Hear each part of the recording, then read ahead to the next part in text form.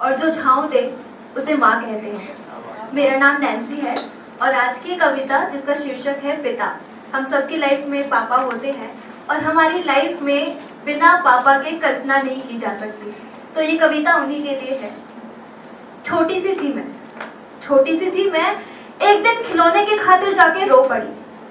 कल याद से ले आऊंगा ना, एक थकी सी आवाज बोल पड़ी।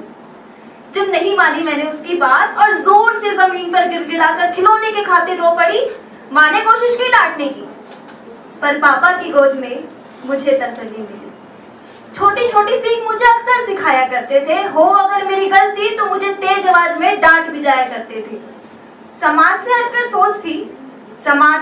सोच थी, चार लोग क्या सोचेंगे इस बात से ना उनके दिमाग में कोई होच पोच थी। बस काबिल मुझे बनता देखना चाहते थे, उनके उसूल मेरे सपनों के बीच ना आ जाए ये वे भली भांति जानते थे। वो मुझे अक्सर भगवान का नाम लेना सिखाते थे। एक दिन पूछा मैंने उनसे, कौन होते हैं भगवान?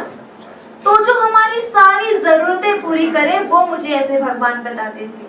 तो हमारे लिए पापा आप ही हमारे भगवान कहलाते हैं। जब भी आंखें बंद करी मैंने तो मुझे आपका ही चेहरा नजर आया। सोचा मैंने एक दफा तो आपका ही ख्याल मेरे ख्यालों में उमड़ आया। वो मुझे सीने से लगा के रखते थे, वो मुझे कंधे पर बिठा के रखते थे। गुरूर हूं मैं उनका ऐसा कहकर सबको बताते थे, ये मेरी बेटी है ऐसा कहकर गर्व से सीना फुलाते थे। क्या बात, बहुत प्यारा। लड़ती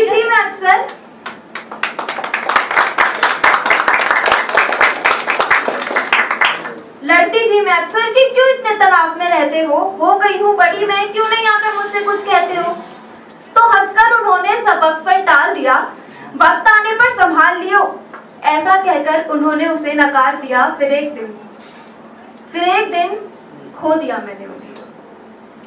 अब सारी जिम्मेदारियां मेरे पे जरूर थी, बाटे में कुछ नहीं था मेरे। हाँ, उनकी जादुई हंसी की फनकार जरूर थी।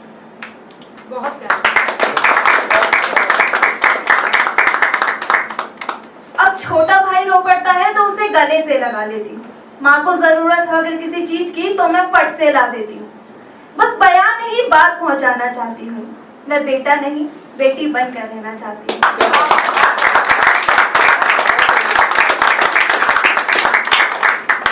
और जब तक साथ है इज्जत कर लो यारो, ना जाने कब घर सूना हो जाएगा, काम काज यूं ही चलेगा जिंदगी में और इतने में उनका बुढ़ापा आ जाएगा।